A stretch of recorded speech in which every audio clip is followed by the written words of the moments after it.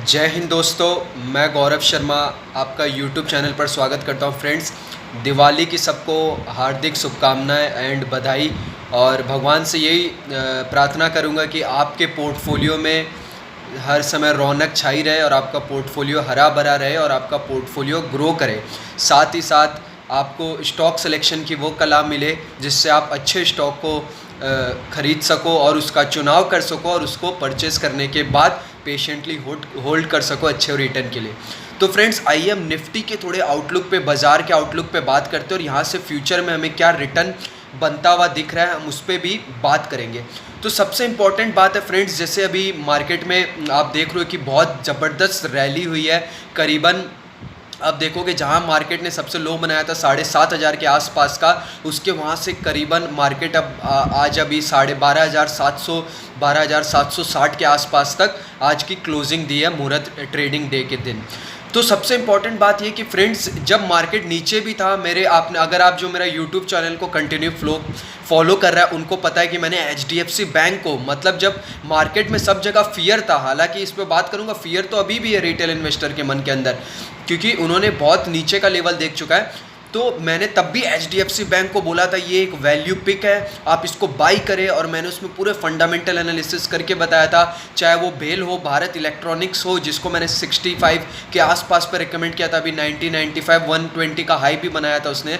उसके बाद अब बैंको इंडिया का भी आप शेयर देख सकते हो जो 94 के लेवल पे रिकमेंड किया था, अभी 115-114 चल रहा है। तो ये सब फ्रेंड्स मैंने तब रिकमेंड किया था कि जब मार्केट में फियर था, जब कोई बाई करने के लिए तैयार नहीं था, स्पेशली रिटेल इन्वेस्टर, तब मैंने बताया। तो मेन यहाँ पे यही बताना चाह रहा हूँ कि देखिए फ्रेंड्स, जब बाजार में तेजी रहती है तो सब आपको बोल देंगे कि ये कर लो, बाई कर लो और वो कर लो, बट जब बाजार में गिरावट आते, जब सब जगह फियर रहता है, और अगर आपको तब सबसे इंपॉर्टेंट विजनरी होना ज़्यादा ज़रूरी है, मतलब फ्यूचर का देखना कि आने वाले टाइम में क्या दिख रहा है। और उसके तहत फ्रेंड्स बहुत से ऐसे शेयर, आप मेरे वीडियोस पूरे जाके आप चेक कर लो, जितने भी मैंने बनाया फंडामेंटल एनालिसिस करके, जिस पे बोला है बाई करने के लिए, उस पर एक ज़बरदस्त रिटर्न, एटलीस्ट 40-50% का रिटर्न, और वो भी फियर वाले मार्केट में बताया बाई करने के लिए। और अब यहाँ से फ्रेंड्स क्या है, यहाँ पे एक मेघामनी ऑर्गेनिक्स करके भी लास्ट वीडियो बनाया है, तो ये सब मैं अभी बात नहीं करता हूँ फ्रेंड्स, वो आप जाके चैनल पे चेक कर सकते हो।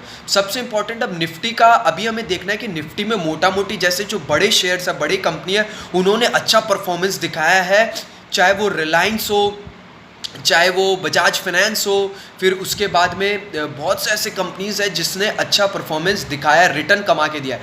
अब हमारी स्ट्रैटेजी फ्रेंड्स यहाँ पे क्या होना चाहिए, मैं इन्वेस्टर के पॉइंट ऑफ व्यू से बोल रहा है। जैसे गोल्डमैन सैक्स ने भी अपनी रिपोर्ट निकाली है जिसमें उन्होंने निफ्टी का टारगेट इंक्रीज करके 14,100 का किया है, जो दिसंबर 2021 तक बोला है कि अचीव करेगा निफ्टी इतना। तो अब हमें देखना है कि 14,000 तो क्या फ्रेंड्स, जिस हिसाब के रिफॉर्म्स आ रहे हैं गवर्नमेंट द्वारा, और उस एक्सपेक्टेशन, उस रिफॉर्म का नतीजा हमें पता चलेगा 2.5 साल बाद कि क्या इस पे खड़ा हो पाया और इसका क्या फ़ायदा हकीकती ग्राउंड लेवल में दिखा है। बट हालांकि रिफॉर्म्स इस टाइप के हैं जिसपे अच्छा असर होगा अगर इस पे एंटरप्रेन्योर्स जो बिजनेसेस है ठीक से काम करते हैं, और हालांकि कर भी रहे, तो असर हमें देखने मिलेगा और वहाँ से निफ्टी 15,000 भी टच कर लेगा।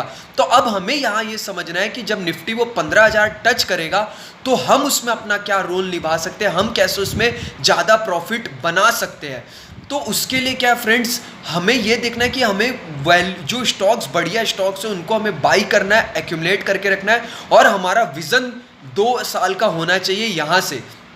अब क्यों मैं बोल रहा हूँ, देखिए बहुत से ऐसे ट्रेडिंग वाले भी हैं जो ट्रेडिंग भी करते हैं, तो उनको इन्वेस्टमेंट मतलब लॉन्ग टर्म थोड़ा सोचना पसंद, तो जो मतलब ट्रेडिंग करते हैं, मान लीजिए इंट्राडे या 1-2 दिन के हिसाब से, उनको मतलब इन्वेस्टमेंट का बोलो या लॉन्ग टर्म तो समझ नहीं आता। मैंने आपको पहले बोला फ्रेंड्स, ट्रेडिंग अगर आपको करना है, आपको 2 अकाउंट मेंटेन करना ही पड़ेगा। जो पहला, इन्वेस्टमेंट के लिए आप एक अकाउंट बना के रखें जहाँ पे आप अपना पैसा ज़्यादा रखें, और ट्रेडिंग के लिए मतलब जिससे आपका मन लगा रहे उसके लिए आप एक और अकाउंट बना लें जिसमें कुछ अमाउंट आप डाल के रखें, और जिससे आप ट्रेडिंग करते रहे, उससे आप कोई भी नॉलेज, क्योंकि देखिए मार्केट में जब आ रहे हैं आपको सीख के ही करना है, तो आप वो टेक्निकल एनालिसिस के थ्रू भी अगर आप करते हैं, तो चार्ट देख के ट्रेडिंग करोगे तो वो आपकी शार्पनिंग होती रहेगी, उसमें भी आपको नॉलेज मिलेगा जो आपको इन्वेस्टमेंट में भी हेल्प करेगा। क्योंकि इन्वेस्टमेंट में फंडामेंटली आप स्टॉक को चूज कर पाओगे, फिर टेक्निकली चार्ट देख के आप एक प्राइस पॉइंट डिसाइड कर सकोगे सोचोगे कहाँ मेरे को एंटर करना चाहिए।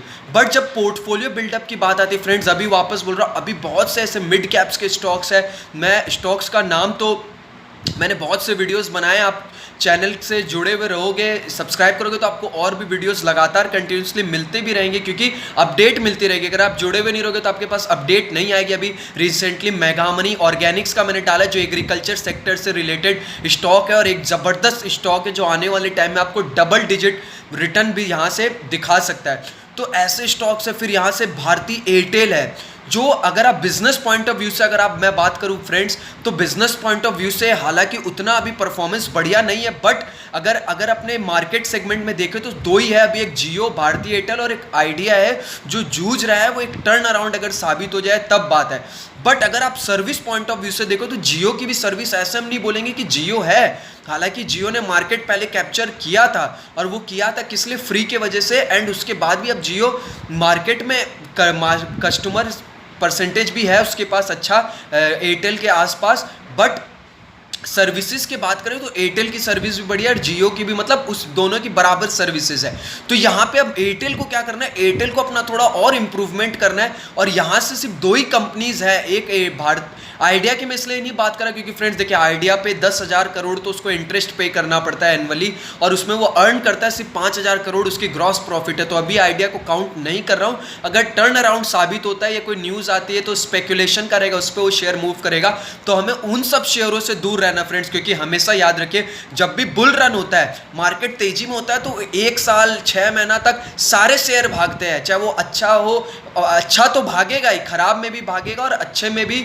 खराब में एक बार सेंटिमेंट खराब होता है तो थोड़ा गिरता है, बट उसके बाद फिर रिकवरी चालू कर देता है। बट जब बुल रन स्टार्ट होता है तो उस टाइम फालतू शेयर भी भागने लग जाते हैं, और इसी चीज़ में हम इसको समझ नहीं आता कि हमें क्या करना चाहिए, और हम फ्यूचर रिटेल जैसा बिजनेस, आइडिया जैसा बिजनेस, कुछ तो ज़्यादा गैम्बलिंग के आरकॉम में भी घुस जाता है, तो उस टाइप के शेयर में घुस जाते हो। और भी बहुत से ऐसे शेयर्स है फ्रेंड्स छोटे। तो मेन क्या है इस मार्केट में, स्टॉक पिकिंग सबसे इंपॉर्टेंट। अगर आपको स्टॉक पिकिंग की कला आ गई, और स्टॉक पिकिंग फ्रेंड्स ऐसे हवा में नहीं हो सकता, ये एक प्रोसेस है। अब वो प्रोसेस क्या है, प्रोसेस फ्रेंड्स आपको एक बिल्डअप करना पड़ेगा, आपको नोट डाउन करना पड़ेगा। सुनने में लेंदी लगता होगा बट ये नहीं है। नोट डाउन मतलब आपको एक अपनी रूटीन सेट करनी पड़ेगी कि मेरा स्टॉक सिलेक्शन का प्रोसेस क्या रहेगा। कंपनी की क्वार्टरली रिजल्ट पढ़ना, वो आपको एक निकलना पड़ेगा। पॉइंट 1 कि मुझे क्वार्टरली रिजल्ट पढ़ना है। फिर सेकंड, आपको मार्केट से रिलेटेड अपडेट चेक करना है, मतलब निफ्टी कितना बढ़ गया कितना गिर गया उस पर नहीं, मतलब मार्केट से रिलेटेड अपडेट, थोड़ी इकोनॉमी की आप जान कर सकते हो, समझ रख सकते हो। ये हुआ। फिर उसके बाद में ये मैं आपको इन्वेस्टमेंट पॉइंट ऑफ व्यू से बोलूँ, क्योंकि देखिए फ्रेंड्स लॉन्ग टर्म में बढ़िया पैसा बनाना तो वो इन्वेस्टमेंट के थ्रू ही बनेगा। पोर्टफोलियो वेल्थ सिर्फ इन्वेस्टमेंट के थ्रू क्रिएट होगा। ब्रेड एंड बटर आप भले ट्रेडिंग के थ्रू भी कर सकते हो, उसके लिए आपको फिर बोलूँगा बट हाई स्किल चाहिए, क्योंकि ट्रेडिंग, जब आप ट्रेडिंग में हाई डिसिप्लिन का गेम है और फास्ट डिसीजन, क्विक डिसीजन आपको लेना पड़ता है। बट जब आप इन्वेस्टमेंट करते हो तो वहाँ पे स्टॉक को टाइम देते हो अपने आप को प्रूव करने के लिए, परफॉर्म करने के लिए। जैसे मैं IDFC फर्स्ट बैंक का शेयर मैंने रेकमेंड किया है, और यहाँ से टारगेट भी बताया 150 से 200 का टारगेट ये दिखा सकता आने वाले 5 से 6 साल के अंदर।